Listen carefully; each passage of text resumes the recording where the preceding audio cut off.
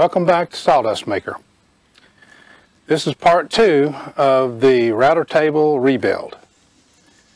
Now, I've gotten everything pretty much taken apart, and I'm going to show you how I put it all back together and how it works. Now, I have to apologize. The first time that I recorded this, I didn't realize that the camera was out of focus. So some of the parts are already glued and screwed together, but I'll try the best way I can to show you how it's put together.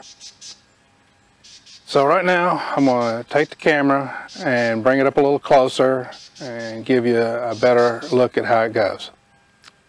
So I'll be doing that now. Okay, the first thing that I did was to cut out the grooves here and here, and also cut out this groove here and here. Now these were pretty easy to make with my dado blade. It took me a couple of attempts to make sure I had the right cuts on these. Once I got them on there, I was happy with it. Then after that, I glued these two pieces to this base, making sure that these were lined up perfect with these edges, and made sure these were perfectly aligned 90 degrees to the board. I also put this hole in the base, and on the back, if you can see, I buried the head of the bolt into the wood using a chisel, and then epoxied it in.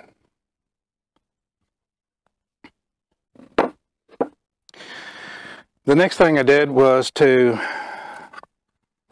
line these up on here, just kind of generally, and then place this in here so that they lined up perfect, and then glued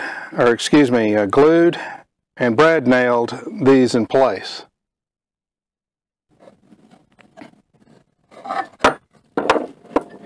Now, before I even did put these in, I did cut this slot out for this bolt to go through. Did that on my router.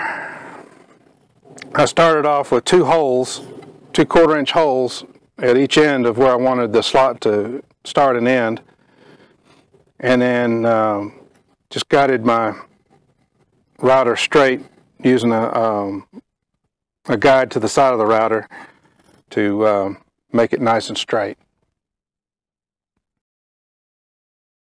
Okay, the next thing that I did was to glue these 2 pieces of hardwood together, and to carve out a spot for this nut that I also epoxied into place, and epoxied these 2 hardwood pieces together.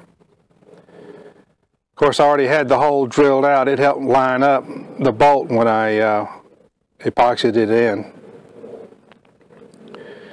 Then I drilled some holes into it, so they're recessed for these screws to go down into.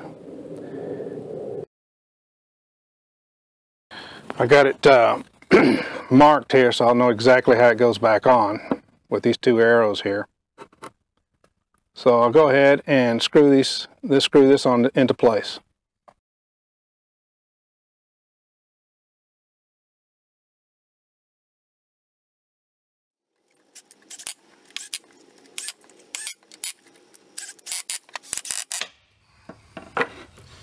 That was being a little stubborn, but I finally got it in.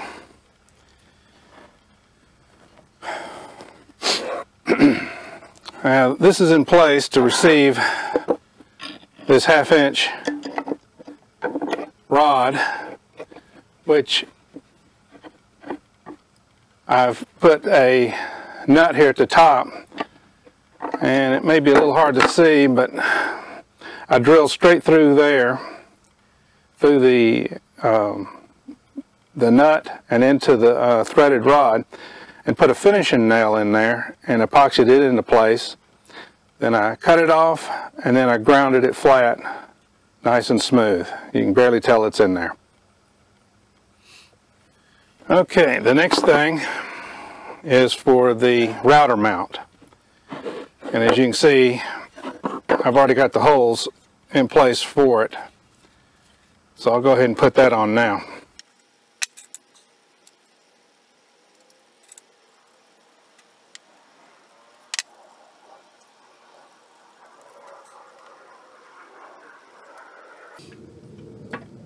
There may be some marks here so I'd remember how it went back on.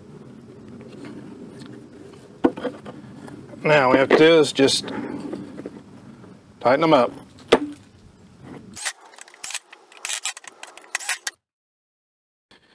Alright, now that they're in, I also made sure I had me a line across here. So to make sure that it lined up perfectly with the top here. Now as you can see, I went ahead and put one of these quarter 20 half bolts on one side and wood screw on the other side. Drilled a hole in there and screwed it into place so that it would accept this.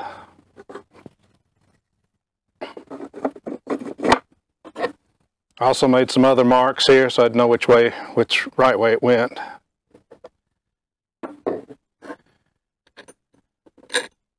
And it's held together with these wing nuts.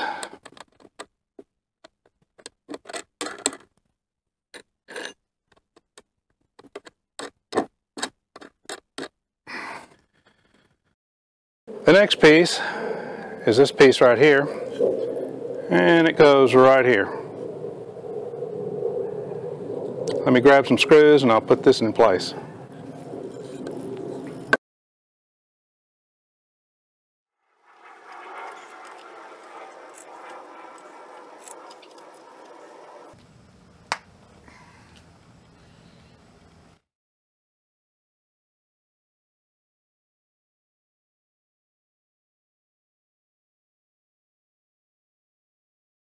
Mr. Clumsy here. And I'm going to put a little glue on here.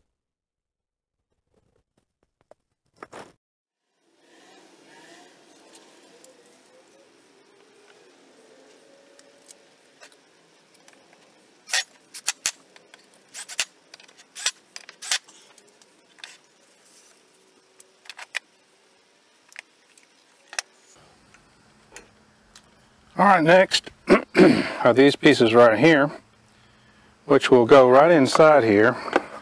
Okay, it looks like I already had one here. But it goes right inside and will help this from pulling back. Keeps it snug up against the rails.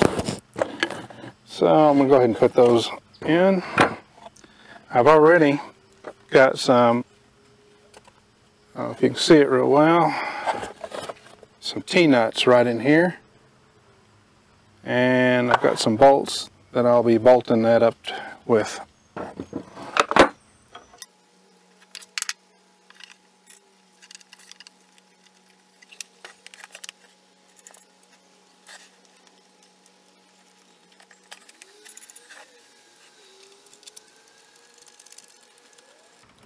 Now I've just got them in there loose right now until I get both sides in.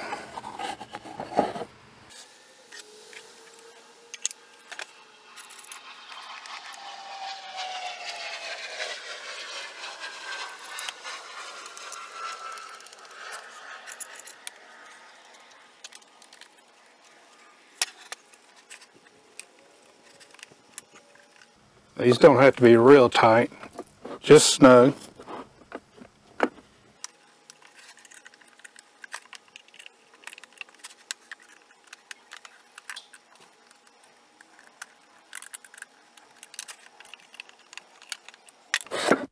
Just snug enough to where it slides up nice and easy. I'm going to go ahead now and put this threaded rod in.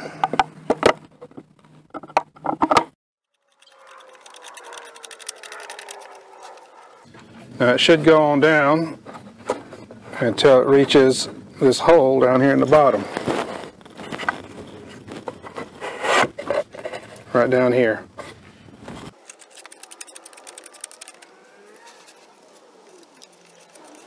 It may be a little hard to see, but it's actually raising it up. And I can see that it's sitting in the little hole that I drilled into the board. So I added these like wings, I call them. I screwed them in and glued them in place, and then I screwed and glued this big 4-inch piece here in place, and it's part of the mounting system under the table, which will come clear a little bit later. I also added these little supports right here, and I glued and brad nailed them in place. So there it is, all put together. And I will show you next how this is mounted onto the bottom of the table. Okay, here's the bottom of the table here. And you see these two boards here that I've got in place. And the way that I lined that up just right was to put all this into place. But before I get started, let me let you know that I went ahead and drilled the hole for the rattle lift nut here. And that goes right in there. I made sure this was all lined up just right. And then I carefully lifted it up after I marked it, made sure that I had the lines marked out exactly where it goes, and then screwed these into place. And of course, just setting it back in there.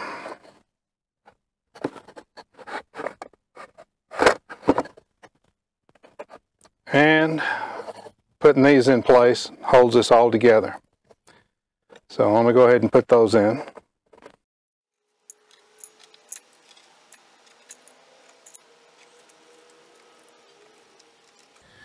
Oh, it's nice. Battery went dead. Let me get a fresh battery for it. Okay, now that we're back in business,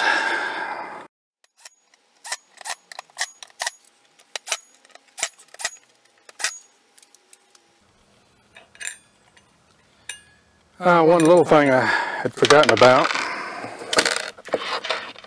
is putting a washer and a wing nut back here.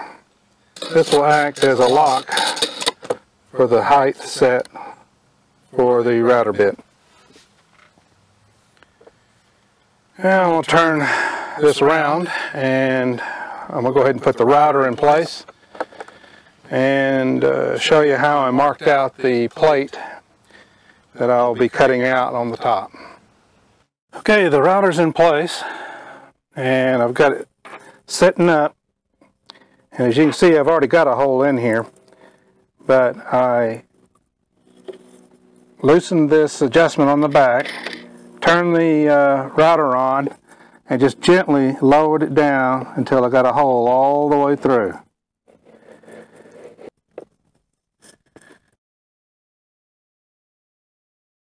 Now this will help me mark out, as you can see I've already done, for the plate, removal plate for the hole that I'll use to bring the router bit up through.